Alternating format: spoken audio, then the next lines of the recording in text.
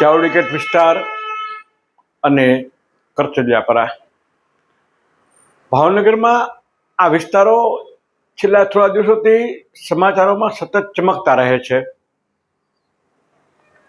આજે ફરી પાછું ચાવડીગેટ ચમક્યું છે અને કરચલિયાપરા પણ ચમક્યું છે। ચાવડીગેટ જવાના રસ્તા પર જહાંગીર મિલના દરવાજા પાસેથી બે જણા જે કરચલિયાપરાના છે તે 6.5 લાખના ઇંગ્લિશ દારૂ અને મદ નમસ્કાર દર્શક મિત્રો, હું છું આપનો રાજેશ જોશી। ગુજરાત છાયા ન્યૂઝ ચેનલમાં આપનું સ્વાગત છે। આજે વાત કરવી છે ભાવનગર શહેરના કરચલિયાપરા વિસ્તારના બે ઈસમોની કે જે ઇંગ્લિશ દારૂ સાથે ઝડપાયા છે। શહેરના ચાવડીગેટ પાસે આવેલ જહાંગીર મિલ પાસેથી આ બંને શખ્સો ગિરફ્તાર થયા છે। પોલીસે આ બંને શખ્સો પાસેથી 6.5 લાખની માલમત્તા સાથે ગિરફ્તારી કરી છે અને માલ કબજે કર્યો છે। આ ઘટનામાં એક આરોપીને પકડવાનો બાકી છે।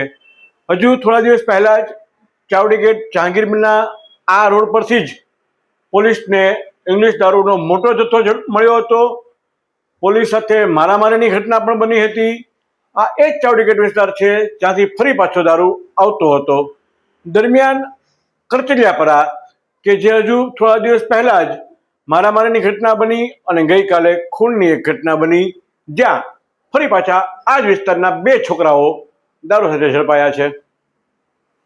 બનાવની જે પ્રાથમિક વિગતો પોલીસ દ્વારા જાણવા મળી રહી છે તેમાં શહેરના કરચલિયાપરા પ્રેસ રોડ પર આવેલ સંચારવાળો ચોક તરીકે ઓળખાતા વિસ્તારમાં રહેતા રાજ સંજયભાઈ ચૌહાણ અને બદાનો ડેલો આગરિયાવાડ કરચલિયાપરામાં રહેતા અનિલ દિનેશભાઈ ટેભાણી નામના બે શખ્સોને પોલીસે 6.28 લાખની માલમત્તા અને ઇંગ્લિશ દારૂ સાથે ગિરફ્તાર કર્યા છે। આ ઘટનામાં ઇમરાન ઉર્ફે બોબડો હારૂન કાલવા કે જે શિશુવિહારનો છે તે હજુ ભાગતો ફરે છે અને પોલીસને પકડવાનો બાકી છે। આ બંને આરોપીઓની ગિરફ્તારી દરમિયાન આ શખ્સનું નામ ખુલવા પામ્યું છે। પોલીસે જે માલમત્તા કબજે કરી છે તેમાં એક લોડિંગ રિક્ષા પણ મળી છે જેનો નંબર GJ4W0317 છે, જેની કિંમત ₹35,000 પોલીસે આંકી છે, જ્યારે દારૂ 5.83 લાખ રૂપિયાનો દર્શાવવામાં આવ્યો છે।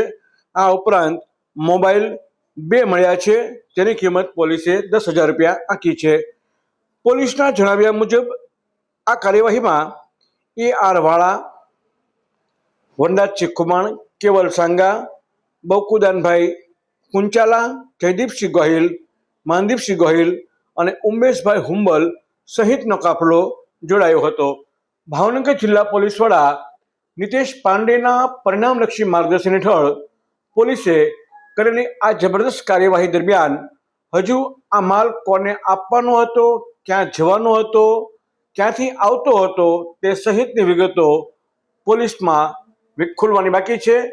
જાણવા મળી રહ્યું છે કે આ માલ ચાવડીગેટ પાસેથી મળ્યો છે, ત્યારે થોડા દિવસ પહેલા ચાવડીગેટમાં જે માલ આપવાનો હતો ત્યાં જ ફરી નહોતો આપવાનો ને, તે દિશામાં પણ તપાસના ચક્રો